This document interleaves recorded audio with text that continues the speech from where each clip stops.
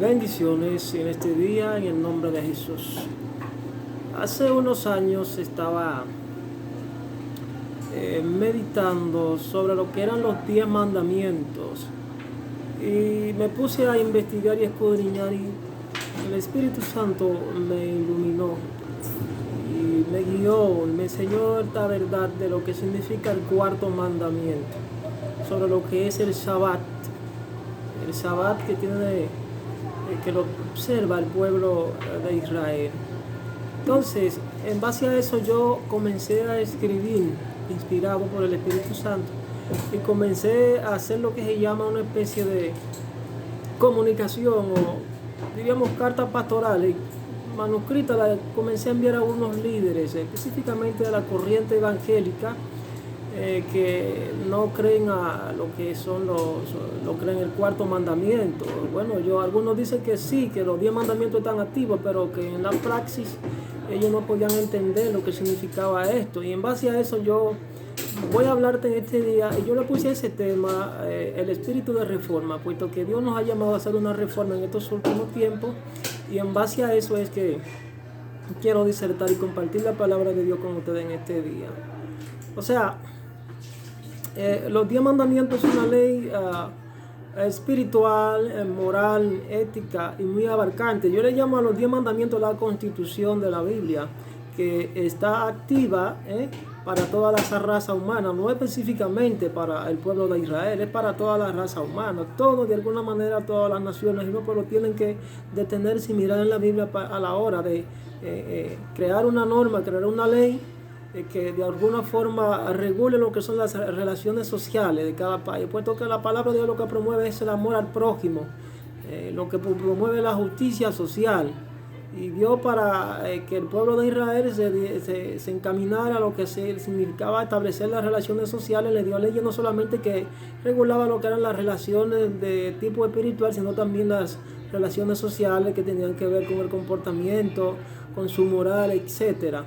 Pero vamos a tratar de disertar esto, puesto que nuestra nación, la República Dominicana, está siendo llamada, y por todas las naciones del mundo en este tiempo, pero a nosotros, la República Dominicana, Dios ha tomado la iniciativa de hacer pacto con esta nación, con este país. Hace varios años, pues nos llegó una profecía y Dios entregaba el arca en nuestras manos, y Él está llamando que hagamos una reforma.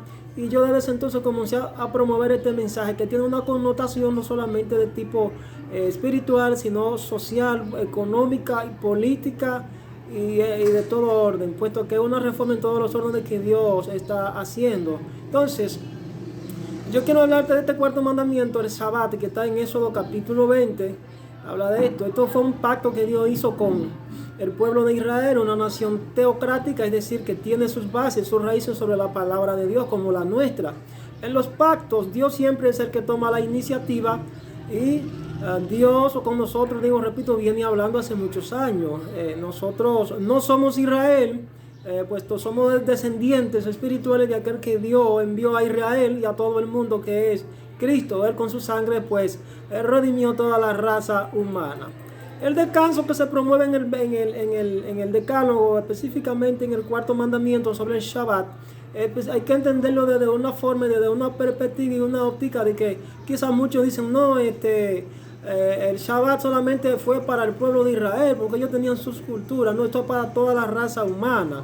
Y si tú te pones a analizar, como yo decía en otro mensaje, las raíces de dónde vienen los nombres de los días de la semana, nada tiene que ver con la Biblia. Entonces, cuando buscamos la Biblia y la profundizamos y la escudriñamos, vemos que en la Biblia no dice el lunes, martes, miércoles, nada de eso. Esto viene del paganismo, de Mesopotamia, la Mesopotamia antigua, y que con el tiempo los imperios, específicamente el imperio romano, el imperio antiguo romano, adoptó cada uno de los nombres de estos días y se lo puso, que están vinculados al paganismo, y sembró lo que se llama la fe divorciada de la realidad de lo que significa el verdadero descanso. Cuando en Génesis Dios habla de esto, no le puso día a los nombres de la semana, solamente decía el primer día. Está hablando de un pronombre, numerológicamente hablando, dijo el primer día, segundo día, tercer día, cuarto, quinto y séptimo día. Entonces, de ahí no se está hablando de lunes, martes, ni nada de eso. Entonces aquí el nombre de la raíz hebrea del séptimo día es descanso, Shabbat, porque así mismo Dios fue que le puso este nombre a este último día, Shabbat, que significa descanso. El descanso es tan importante para el propio Creador, que él mismo descansó, no porque él quizás se cansara, sino porque de alguna manera estaba dando ejemplo al hombre de honrar y dedicar este día solemne de adoración correcta, para que nosotros lo pusiésemos en práctica, no para un grupo ni una organización. Esta norma, repito, es de carácter universal para todos los hombres. Toda nación que observa la ley de Dios y le da el primer lugar a Dios, pues él la exalta sobre las demás naciones, como le dijo al pueblo de Israel. Por ejemplo, en el libro de Daniel, específicamente en el capítulo 7, hay una profecía donde Dios venía avisando a través del profeta Daniel miles de años atrás, donde la ley de él iba a ser quebrantada, o sea, la constitución de la Biblia iba a ser quebrantada, y por un imperio, dice cuerno pequeño, por un poder político. Pablo le llama el misterio de la iniquidad y la gran apostasía que se abriría en la feligresía, en la iglesia. Entonces aquí habla de que esta ley iba a ser quebrantada, la ley de Dios iba a ser quebrantada, y eso tuvo lugar en el año 321 de nuestra era, en el antiguo imperio romano, cuando se inicia la persecución contra el pueblo cristiano, con emperadores como Nerón, Maximino, Diocleciano y Constantino, quien fue quien tiró el edicto en el año 321 de nuestra era después de Cristo, donde él logró arrastrar la mayoría de los cristianos de esa época y fingió una falsa conversión y logró crear una ley, y de alguna manera lo confundió a ellos, y después que crea la ley, los que no se quisieron sujetar bajo sus principios, eso estaba vinculado al paganismo, porque él tenía miedo del judaísmo. Entonces ahí comenzó a perseguirlo, y es por eso que la mayoría de los cristianos que no decidieron obedecerlo a él fueron asesinados, y todos sabemos y conocemos lo que fueron la Santa Inquisición y la persecución. En los que no se sometían al imperio eran tenidos como enemigos del Estado, disidentes, violadores de la ley. Pero los que comúnmente decidieron aliarse a él y darle seguimiento y adoptar la forma de adoración y bajo esa ley que él creó, pues entonces fueron sus adeptos, sus seguidores, y entonces de ahí nace lo que comúnmente llamamos la religión pagana, que tiene un nombre y es el catolicismo. Entonces el descanso, repito, el descanso es tan importante que el propio Creador descansó, no porque él se canse, sino porque él quiso dejarnos esto a nosotros como una forma solemne de que nosotros tenemos que observarlo como un día festivo que conmemora la creación que él hizo con sus manos, y entre esa creación estamos nosotros incluidos. Entonces, en ese libro de Daniel se abre esa profecía en el 321. Entonces, antes de esa fecha no se practicaba adoración fuera del punto de vista incorrecto, que estaba conectada con la parte social, con la parte jurídica y con la parte política. La iglesia tenía una legalidad y luz abierta para predicar el evangelio, tenía el apoyo del imperio, y también tenía, yo diría, apoyo económico, tenía apoyo político, jurídico y social. Es decir, no habían brechas abiertas en la nación o el imperio para promover otro tipo de fe que no fueran aquellas que estaban consagradas en la constitución de la Biblia, díganse los 10 mandamientos, en las leyes de Dios. O sea, de ahí se desprendían todas las leyes y los edictos que de alguna manera tenían que estar vinculados a las Sagradas Escrituras. Entonces, socialmente el imperio no adoraba a Dios en ese entonces, pero a partir de ahí ya dejó de adorar a Dios y se hizo enemigo de Dios y enemigo de aquellos que adoraban a Dios. Yo veo que la observación de guardar el cuarto mandamiento, hay unas bendiciones conectadas que se esconden detrás de esto, y es que Dios, al ser el creador de los cielos y la tierra, y que conmemora el día específicamente de que él mismo fue que formó esto, y nosotros dejamos de honrarlo a él como creador, entonces las maldiciones nos alcanzan, no tan solo de manera individual, de manera como nación, sino que la Biblia dice que Dios es que sana la tierra. Esto está en segunda de Crónicas 7:14. Dice que si la nación se humilla, son pecados sociales, señores, que se promueven desde una esfera del poder. Entonces, por eso es que este cuarto mandamiento tiene una connotación que tiene que ver con el pecado social, con los pecados sociales que se promueven no solamente desde un grupo, de una organización como persona particular, sino como colectividad nacional. Y esa es la maldición por la cual las naciones arrastran grandes desgracias, y es la causa de esa desobediencia y otros pecados. Repito, el Shabbat hay bendiciones conectadas en guardar el Shabbat. Lo primero es que Dios se compromete en pelear por a toda nación que de alguna manera le reconozca como el creador. Dios se compromete a sanar dicha tierra. Dios se compromete en establecer su justicia y que la misma prospere. Dios se ha comprometido en exaltar toda nación que a Él le obedezca y que en Él se agrade, que le reconozca a Jesucristo como el intermediario, como el intercesor, como el abogado, como el enviado por Él para que le acepten. Los judíos tienen como día de reposo el sábado. Los cristianos tienen el domingo del paganismo. Los musulmanes tienen los viernes. Vamos a seguir analizando. Guardar o no el sábado no está directamente a la salvación personal e individual, repito, porque la salvación es por fe en Cristo. Entonces, cada persona, o sea, aquí los creyentes lo que deben es unificarse en este tiempo del fin, que es al que Dios nos está llamando, porque la Biblia dice, más adelante lo vamos a ver, que en el tiempo del fin Dios se levanta a favor de su pueblo, restaura la brecha, restaura la violación de esa ley, y la restaura y se levanta a favor de su pueblo y salen triunfantes. Yo creo que la iglesia va a salir triunfadora y cuando nosotros nos unamos y cerremos esa brecha que está abierta, pero tenemos que unirnos en la misión y en la visión de ser instrumento de esa reforma, de ese cambio que es en este tiempo. O sea, guardar o no el sábado no está directamente a la salvación personal e individual de cada persona que cree en Jesús como mediador ante el Padre. Entonces, hay aspectos de este mandamiento que se conecta con la vida social. El primer aspecto es el laboral. Vemos que cuando hay organizaciones que han venido promoviendo esta doctrina, pero más sin embargo yo creo que tienen un aspecto de algún tipo de legalidad, puesto que igual que los fariseos, la corriente farisaica, los doctores de la ley y los judaizantes, o sea, tienen un trasfondo de que ellos quizás querían que se hiciesen estas cosas, pero más sin embargo no era el tiempo. Yo entiendo que el tiempo del cumplimiento para Dios restaurar esa brecha, esa ley, ese muro que se abrió en el 321 es este tiempo, y este es el tiempo de la gran cosecha y donde Dios va a restaurar el mismo su ley. Hay aspectos de este mandamiento, repito, que se conecta con la vida social. El primer aspecto es el laboral. O sea, todo esto va a conectarse y más adelante lo vamos a ver porque esto choca con la parte laboral de que hay personas que trabajan, que no trabajan, qué es lo que la ley prohíbe, qué es lo que Dios quiere que hagamos. Es que eso está conectado con una realidad social que tiene que ver con una profundidad y con una repercusión jurídica y política donde se hacen unos cambios sociales, unos cambios de normas, unos cambios de comportamiento éticos y morales que efectivamente tienen que analizarse, tienen que profundizarse y darle una interpretación correcta de las normas y de las leyes para que la nación pueda prosperar y venga de la presencia de Dios el refrigerio, de la prosperidad y todas las bendiciones que Él quiere darnos. Porque a un ministro de Israel en un entonces le preguntaron que dónde era que radicaba el bienestar de ellos como nación. Él dijo en la Torá. Esta es una nación que tiene sus raíces en la Torá y en la palabra de Dios. Y ellos obedecen fielmente a esto. Es por eso que es una nación próspera y poderosa.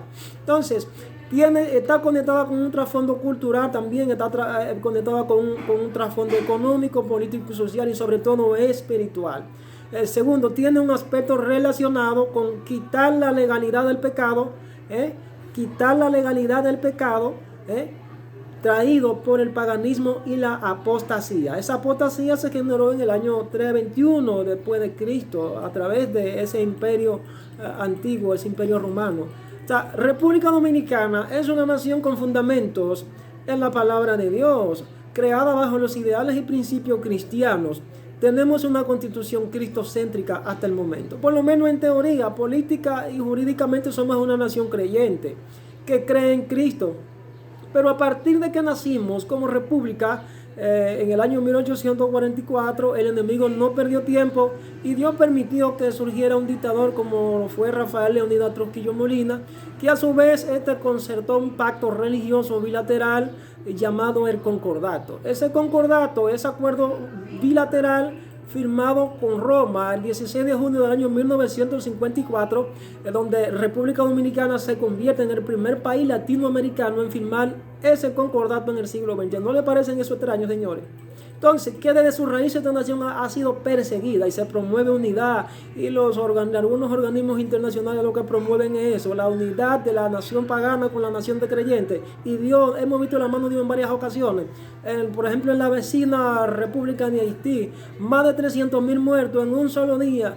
Más sin embargo, lo que nos divide es un río y aquí esto quedó intacto. O sea, nosotros somos una nación creyente y evidencia de Dios tenemos. Dios nos está llamando. Yo siento el Espíritu Santo. El edicto del año 321 sobre la violación a la ley de Dios, también a nosotros nos alcanzó, señores. Ley que fue violada por aquel imperio pagano y que el apóstol San Pablo llama que es el misterio de la iniquidad. Porque es que el enemigo no se queda tranquilo, él siempre va a atacar sobre las bases, sobre las raíces de lo que se funda una nación entera, si tiene ley, si no tiene ley, si cree en Dios, si no cree en Dios. Él va a atacar a la ley, a aquellos hombres brillantes que están preparados para establecer el orden legal del pecado. Entonces, una de las advertencias que Dios le hizo siempre al pueblo de Israel cuando los concertó como nación, y esa gente nunca ha perdido su identidad nacional. El único país del mundo que nunca perdió su identidad nacional de sus orígenes fue ese. Dios lo preserva. Una de las advertencias que Dios siempre le hacía al pueblo de Israel era no hacer acuerdo con naciones paganas que le robaran, que de alguna manera le robaran su fe y su creencia en Él. Pues el Señor advertía además que Él estaba contra esas naciones y aquellas que se levantaran en contra de ellos, Él pelearía por ellos. Y evidencia tenemos de que la Biblia está llena de sangre, y no porque el pueblo de Israel la derramó, sino que Dios mismo utilizaba a los soldados, a aquellos hombres fieros y creyentes, y Él mismo le daba la autoridad y el poder y le daba esa valentía para que ellos vencieran a todas esas naciones.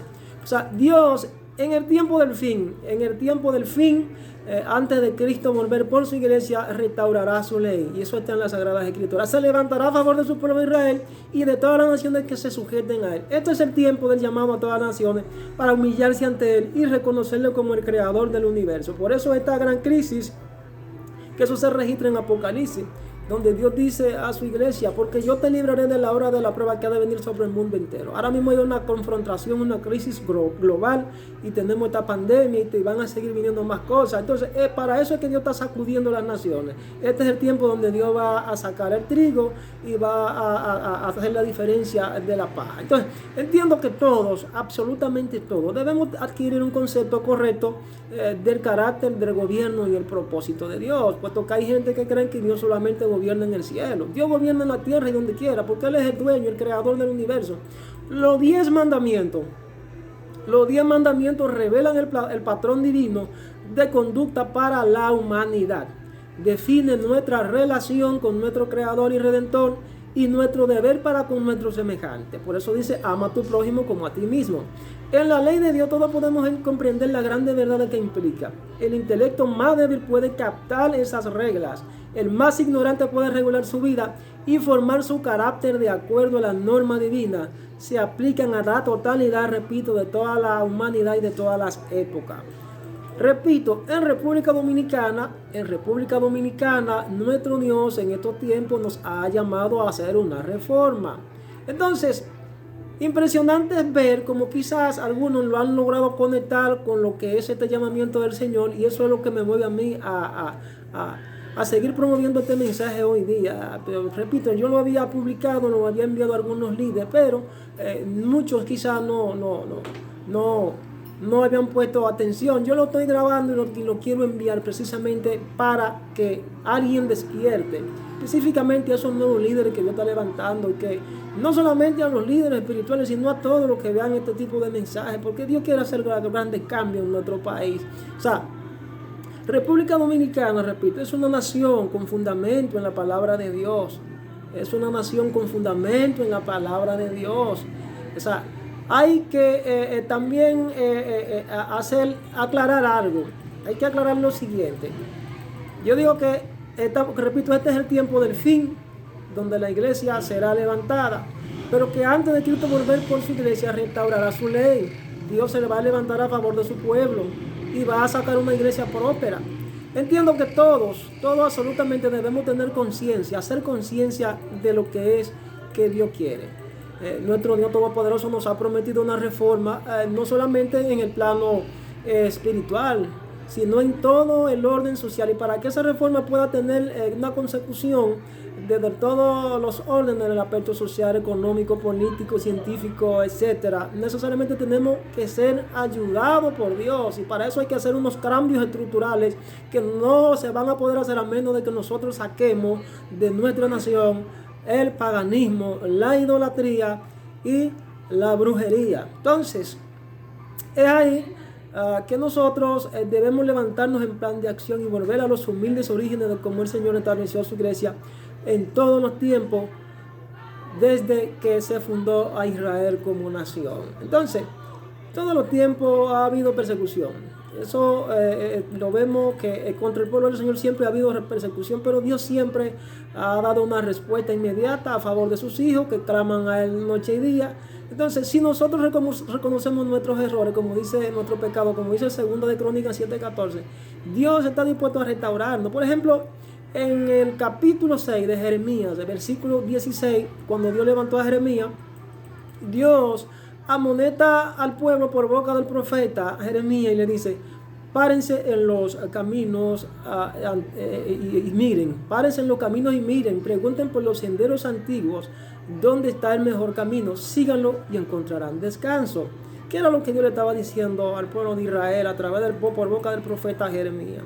Los senderos antiguos, esta expresión se refiere probablemente, según dicen algunos, a los mandamientos y preceptos que el pueblo de Israel recibió del Señor en los comienzos de su historia. Tales mandamientos les mostraban el buen camino que seguir para vivir en conformidad con la voluntad de Él y así hallar el verdadero descanso espiritual. Ellos lo habían abandonado. Entonces, según data la historia, nuestros primeros creyentes o cristianos, diríamos los protestantes, o que a lo que comúnmente yo pertenezco a esa corriente, los protestantes no buscaban dividir la iglesia ni las clases sociales, sino orientarla a buscar su fe y sus humildes orígenes. No obstante, el resultado fue la división de la iglesia cristiana en católico y protestante, y aún hoy día permanece así. Incluso hay diferentes denominaciones que profesan ser fieles a Dios y creer en su Hijo Jesucristo, y también están en confrontación con otras de las mismas inclinaciones. Y tú te preguntarás, bueno, ¿y por qué? Esto se debe a la falta de conocimiento y una falta de política y de tolerancia, de humildad y de sabiduría, y que de alguna manera lo que hace es dividir, una falta de obediencia total a Dios y a sus leyes. Por ejemplo, en los tiempos también del profeta Isaías, el Señor pedía justicia en las relaciones sociales. ¿Qué es lo que nos está pidiendo a nosotros hoy? Cambio, estructura, sumisión, entrega, sacar el pecado, buscando el conocimiento y la palabra de Dios.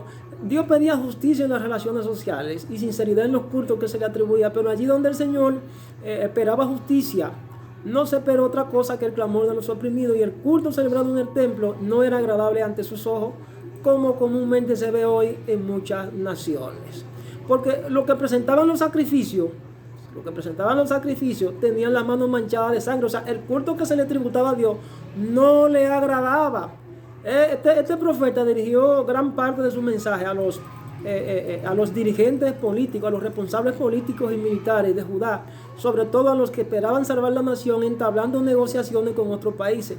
Hoy día podemos ver que hay personas, hay líderes que quizás están haciendo lo mismo, tratando de salvar a la nación, buscando respuestas, soluciones en la vida social y de las personas, haciendo negociaciones y entablando acuerdos y cosas. Pero ahí no está la respuesta. Tenemos que humillarnos ante Dios. Esa es la respuesta. Hay que buscar a Dios. Hay que sacar el pecado de nuestra nación. Por ejemplo, en la observación del verdadero culto, en los tiempos de Isaías, la observancia del sábado fue olvidada por razones meramente tradicionales. La observancia del sábado es parte de los orígenes de la ley de Dios.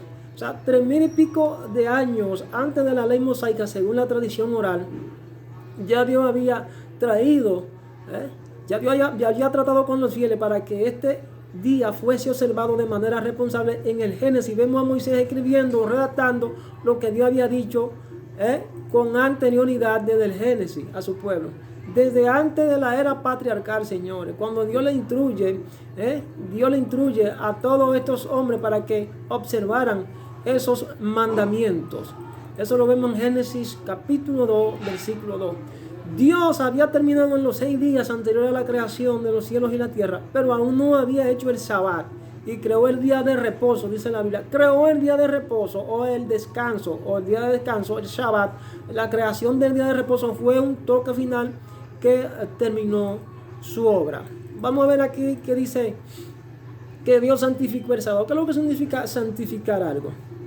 Santificar algo significa apartarlo, apartarlo de la mugre, apartarlo del pecado de manera exclusiva para Él. Cuando yo tomo algo y lo aparto para mí, eso significa apartarlo.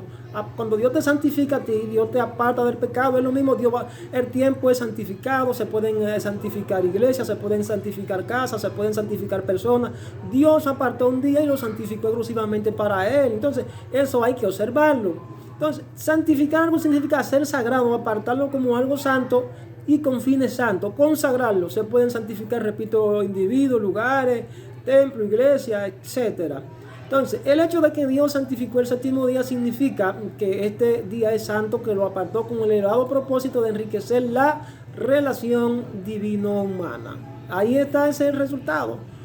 Habían unos sábados anuales, además de los sábados semanales. Eso está en Levítico 23, versículo 3. Había 7 sábados anuales de carácter ceremonial repartidos en el calendario de la religión de Israel.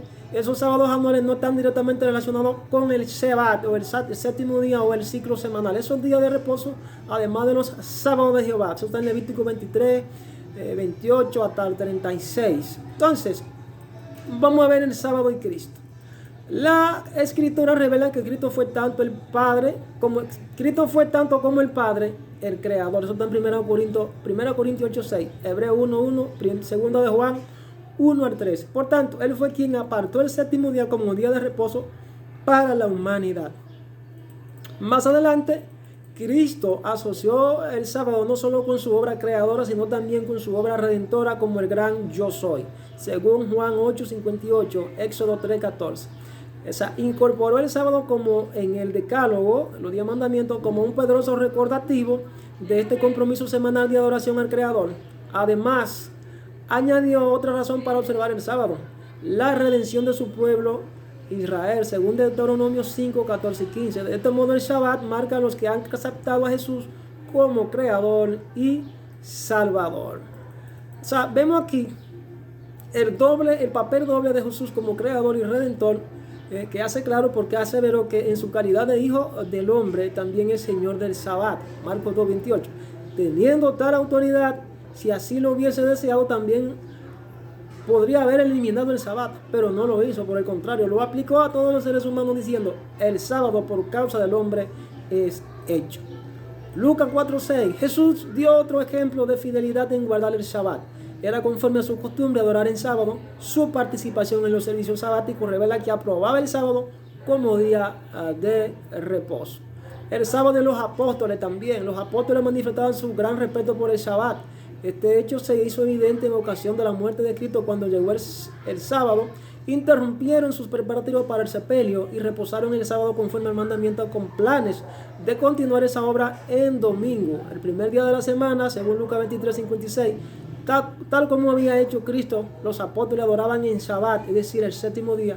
También el apóstol Pablo, según Hechos 13:42 al 44, en localidades donde no había sinagoga, el apóstol buscaba el lugar donde se acostumbraba a celebrar los cultos del Shabbat, según Hechos 16:13. Un monumento perpetuo de la creación. El significado que los 10 mandamientos le aplican al Shabbat o descanso es que conmemora la creación del mundo, según Éxodo 20:11. El mandato de observar el séptimo día como el día de reposo se halla inseparablemente vinculado con el acto de creación, ya que la institución del Shabbat y el mandato de observarlo son una consecuencia directa del acto del Creador. ¿Cómo surgió el domingo? Vamos a analizar esa parte. ¿Cómo surgió el domingo entonces? El cambio del Shabbat al domingo surgió gradualmente. Antes del segundo siglo no hay evidencia de que los cristianos celebraran reuniones semanales de culto en domingo. Pero la evidencia indica que para la mitad de ese siglo, del siglo IV, algunos cristianos estaban voluntariamente observando el domingo como un día de culto, no como un día de reposo. Oigan eso, señores. Estaban observando el domingo como un día de culto, no como un día de reposo. O sea que esa solemnidad fue transferida. La iglesia de Roma, compuesta por creyentes mayormente gentiles, está en Romanos 11:13, estuvo a la cabeza de la tendencia hacia el culto en domingo. En Roma, la capital del imperio, surgieron fuertes sentimientos antijudíos. Oigan eso. antijudíos, porque esto fue lo que dio origen a que este emperador Constantino cogiera miedo y se arremetiera contra los cristianos. O sea, los cuales estos se fortalecieron en sus sentimientos a medida de que pasaba el tiempo. En reacción a esos sentimientos, los cristianos que vivían en esa ciudad procuraron distinguirse de los judíos, abandonaron ciertas prácticas comunes a ambos grupos, se iniciaron una tendencia a separarse de la veneración del sábado. Ahí se separaron de la veneración del verdadero día de adoración a Dios, moviéndose hacia la observancia exclusiva del domingo. Desde el siglo II hasta el V, y mientras el domingo continuaba adquiriendo influencia, los cristianos siguieron observando el séptimo día Shabbat casi en todos los lugares del Imperio Romano. El historiador del siglo V, Sócrates, escribió: casi todas las iglesias en todo el mundo celebran los sagrados misterios en el sábado de cada semana, y sin embargo los cristianos de Alejandría y de Roma, por alguna antigua tradición, han cesado de esto. Oigan eso, hasta un filósofo lo reconoció. Por otra parte, la popularidad e influencia que le confería el domingo a la adoración del sol de los paganos sin duda contribuyó a su creciente aceptación como día de culto. La adoración al sol desempeñaba un papel importante por todo el mundo antiguo. Era uno de los componentes más antiguos de la religión pagana debido a los cultos orientales dedicados al sol. Desde primera parte del siglo II hasta nuestra era, el culto al Invictus era dominante en Roma y en otra parte del mundo. Al Dominus Dei, los ingleses le llaman Día del Sol, Dominus Dei, Dominicus. El cuarto siglo fue el siglo del emperador Constantino. El cuarto siglo fue testigo de las leyes dominicales. Primero se promulgaron leyes dominicales de carácter civil y luego fueron apareciendo las de carácter religioso. El emperador Constantino promulgó la primera ley dominical civil el 7 de marzo del año 321 después de Cristo. En vista de la popularidad de que gozaba el domingo entre los paganos que adoraban al sol y la estima en que lo tenían muchos cristianos, Constantino esperaba que al hacer del domingo un día festivo, podría asegurarse el apoyo de ambos grupos para su gobierno. Esto tiene una raíz que está vinculada al poder diabólico del hombre. La ley dominical de Constantino reflejaba su propio pasado como adorador del sol. Decía: en el venerable día del sol, venerable día soles, que los magistrados y la gente que reside en las ciudades descansen y que se cierren todos los lugares de trabajo. Varias décadas más tarde, la iglesia siguió su ejemplo. Se corrompió la iglesia. Entró lo que se llama la apostasía. El concilio de la Odisea, un concilio vaticano, un concilio del papado de ese entonces, en el año 364 después de Cristo, que no fue un concilio universal sino católico romano, promulgó la primera ley dominical eclesiástica. En el canon 29, la iglesia estipulaba que los cristianos debían honrar al domingo y, si es posible, no trabajar en ese día. Entonces, que al mismo tiempo se denunciaba la práctica de reposar en el sábado, instruyendo a los cristianos a no estar ociosos en sábado, griego Shabbatón, el reposo, sino que debían trabajar en ese día.